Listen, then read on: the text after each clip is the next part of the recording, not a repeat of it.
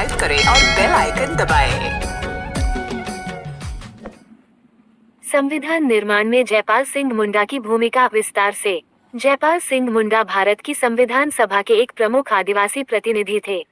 वे केवल सदस्य ही नहीं, बल्कि संविधान सभा में आदिवासी समाज की आत्मा और आवाज थे। उन्होंने संविधान निर्माण की प्रक्रिया में आदिवासियों के अधिकार, सम्मान, पहचान और सुरक्षा को मजबूती से रखा। संविधान सभा के सदस्य के रूप में भूमिका। जयपाल सिंह मुंडा 1946 में गठित संविधान सभा के सदस्य थे।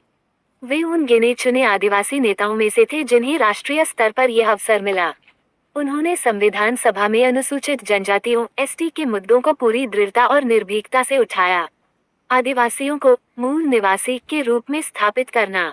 जयपाल सिंह मुंडा ने संविधान सभा में कहा कि आदिवासी इस देश के सबसे पुराने निवासी हैं। उन्होंने ये स्पष्ट किया कि आदिवासियों को दया या भीख नहीं, बल्कि न्याय और अधिकार चाहिए।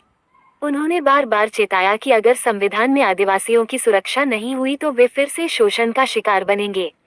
जल, जंगल, जमीन की रक्षा का मुद्दा। जयपाल सिंह मुंडा ने जल, जंगल और जमीन को आदिवासी जीवन का आधार बताया।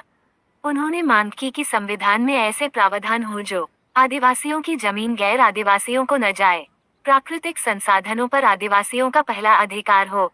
इन्हीं विचारों के कारण आगे चलकर 5वीं अनुसूची (5th शेड्यूल) जैसे प्रावधान बने। 5वीं अनुसूची और जनजातीय क्षेत्रों का समर्थन। जयपाल सिंह मुंडा ने अनुसूचित क्षेत्रों के लिए विशेष प्रशासनिक व्यवस्था का समर्थन किया।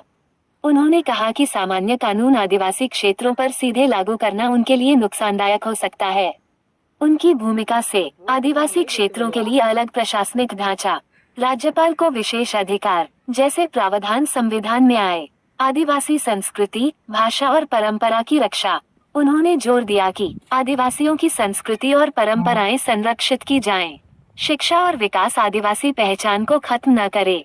उन्होंने ये भी कहा कि आदिवासियों को सभ्य बनाने के नाम पर उनकी संस्कृति न छीनी जाए।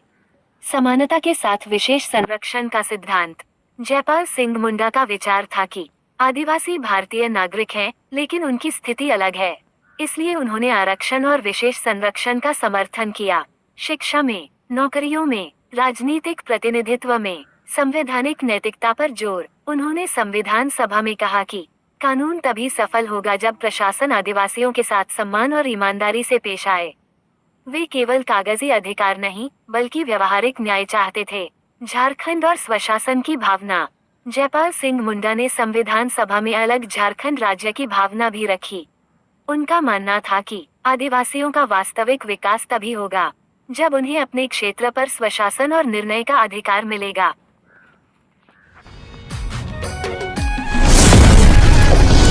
हमारे चैनल को सब्सक्राइब करें और बेल आइकन दबाएं।